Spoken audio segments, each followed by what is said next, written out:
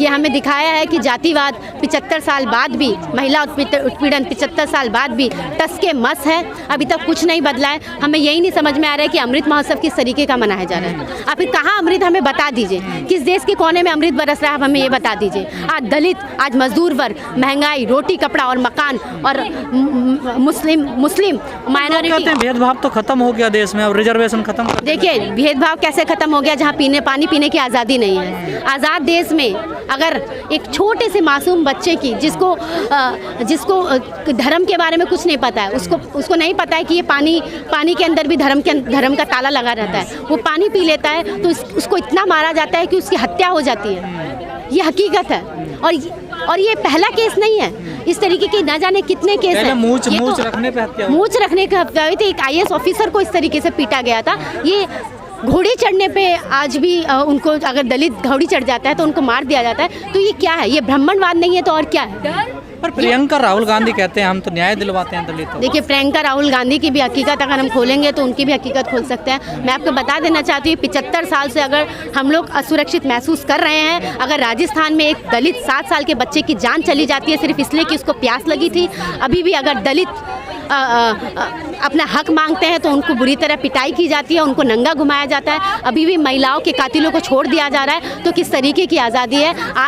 आज हम हकीकत जानते हैं। और अगर 75 सालों में कांग्रेस ने क्या कर दिया है वो भी आज हमें दिखाई दे रहा है। 1947 2022 में जो ज़मीनी मुद्दे हैं, जो हकीकत है, वो बेहतर नहीं हुए हैं, वो बदतर हुए हैं। 60 सालों में बेरोजगारी बढ़ी, दोनों सेम ही है। महिलाओं के आंकड़े अगर देखेंगे तो पिछले सालों से अभी की तुलना में महिलाओं पे हरेसमेंट, उत्पीड़न लगातार बढ़ा है। जनता किस पे विश्वास करे? बीजेपी पे भी आरोप लगते हैं, आप कांग्रेस भी वही आरोप लगते हैं। देखिए पूरा का पूरा जो स्टेट मशीनरी है, ये पूरा जिस तरीके से ये सिस्टम काम करता है, यहाँ पे चेहरे बदल जाते हैं पर जो स्टेट मशीनरी का जो करेक्टर है, जो सत्ता का करेक्टर है, वो नहीं बदलता है।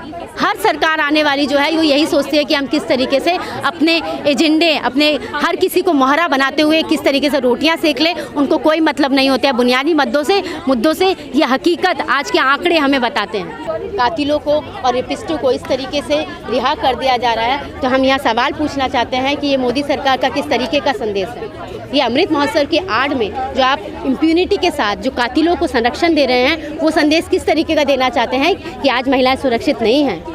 आज महिलाएं अगर न्याय की मांग करेंगी तो उनके रेपिस्टों को खुला छोड़ दिया जाएगा, ताकि जो बाकी जो रेपिस्ट हैं वो बिना किसी डर के, बिना किसी खौफ के छेड़छाड़ करते रहें। तो ये हकीकत है और आज हम यहाँ पे मांग करने आए थे कि जो दोषियों को रिहा कर दिया गया है उनको तुरंत सज़ा दी जाए। और हम ये कहना चाहते हैं कि हमारी जो सरकार का चरित्र है वो महिला विरोधी है, वो दलित विरोधी है। वो कहते तो हैं बेटी बचाओ बेटी पढ़ाओ, और प्रधानमंत्री लाल किले के प्राचीर से भी बोलते हैं कि नारियों का सम्मान करना चाहिए।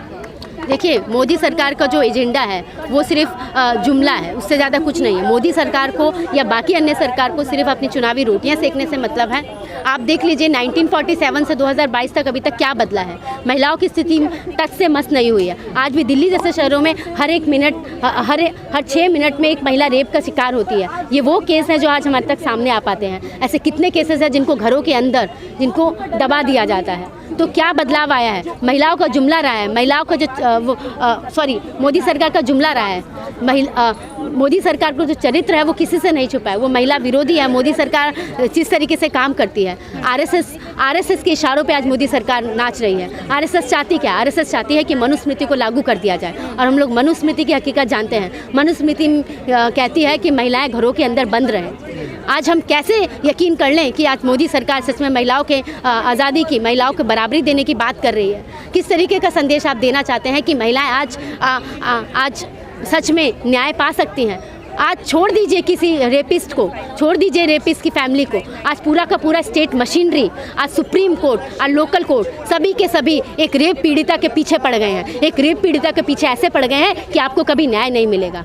आप जो रेपिस्ट है वो हमेशा की तरह बचा लिया जाएगा। तो ये चलन चल रहा है, चाहे एमपी गवर्नमेंट देख लीजिए, चाहे यूपी गवर्नमेंट देख लीजिए, एक चलन चल गया है। तो हम किस तरीके की आज़ादी मांग रहे हैं? चुनावी मुद्दा बनाया जा रहा है अपने वोट बैंक के लिए। बिल्कुल, महिलाएं, दलित, मुस्लिम सभी के सभी जो है एक वोट बैंक का एक जरिया है उनका। क्योंकि आप देख लीजिए, चाहे ट्रिपल तलाक को देख लीजिए, चाहे दलितों की उत्थान की बात देख लीजिए, पर जो आंकड़े बताते हैं वो साफ कर देते हैं हकीकत, इस देश की तस्वीर को साफ कर देते हैं कि आज दलित कैसी ज़िंदगी जीने के लिए मजबूर है। आज इस देश का मजदूर वर्ग रोटी कपड़ा मकान के लिए तरस रहा है। भुखमरी में इस देश का जो स्तर है सबसे नीचा है।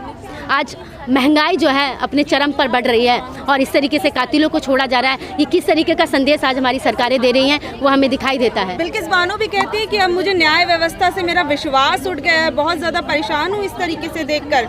देखिए, बिल्किस बानो ने जो झेला है, 2002 के दंगे कोई आम दंगे नहीं थे। उसकी जो ब्रुटैलिटी थी वो आज भी हमारे रोंगटे खड़े कर देती है।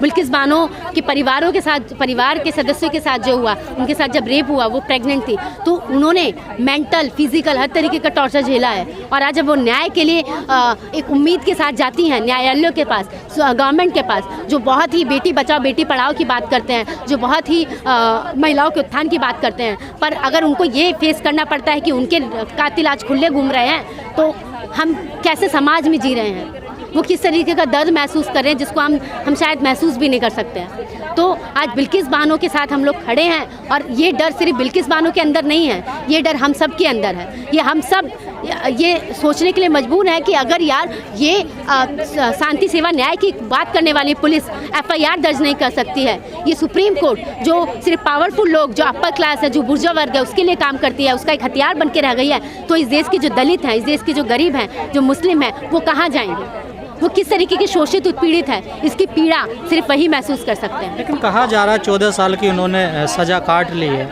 अब उनको छोड़ दिया गया है जो दोषी हैं उसको। देखिए, जो मैं वही दोहराऊंगी कि 2002 के जो दंगे हुए थे उसमें मोदी सरकार का पूरा हाथ था।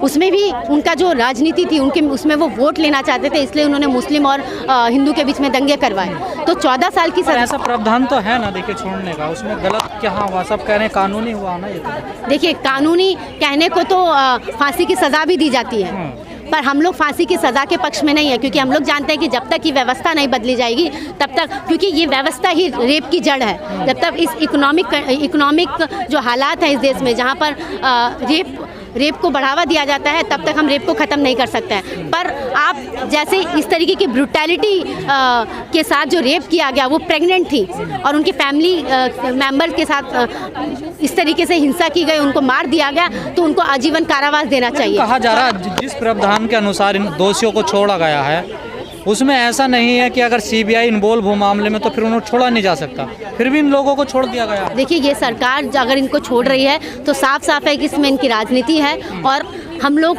महिलाएं जो हैं असुरक्षित महसूस कर रही हैं, क्योंकि ये नहीं होता है कि आप कुछ समय बाद रेपिस्टों को छोड़ दें। अभी ये उन्नाव वाला मामला हुआ था, उसमें भी MLA को रिहा कर दिया। महिलाएं असुरक्षित महसूस कर रही हैं, वो कौन सी महिलाएं हैं जो टीका कर रही हैं, उनका स्वागत कर रही हैं?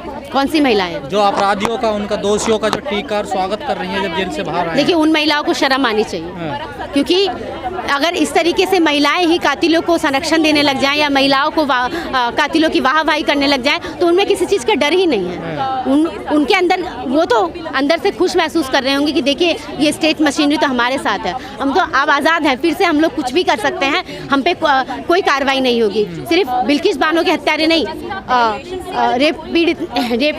रेपिस्ट नहीं, बाकी जो अन्य भी होंगे वो यही सोचेंगे कि मोदी जी लाल किले से कह रहे थे कि महिलाओं के सम्मान में। मोदी जी तो 2014 में भी बेटी बचाओ बेटी पढ़ाओ करते रहे हैं और इस देश में 75 सालों से औरतों को, महिलाओं को एक हथियार बनाया गया है ताकि वो चुनावी रेटियां सेक सकें। आप मुझे बता दीजिए ऐसे कौन से आंकड़े हैं जो महिलाओं की बेहतर हकीकत की बात करते हैं? महिलाओं के साथ हर एक 5 मिनट में रेप होता है। ऐसे कितनी महिलाएं हैं जो पुलिस स्टेशन तक पहुंच पाती हैं और कितनी महिलाएं हैं जो FIR दर्ज करवा पाती हैं? FIR दर्ज करवाने के लिए मैं 7 साल से मूवमेंट में हूँ। FIR दर्ज करवाने के लिए हमें पुलिस स्टेशन के बाहर प्रोटेस्ट करना पड़ता है। हम किस आज़ाद देश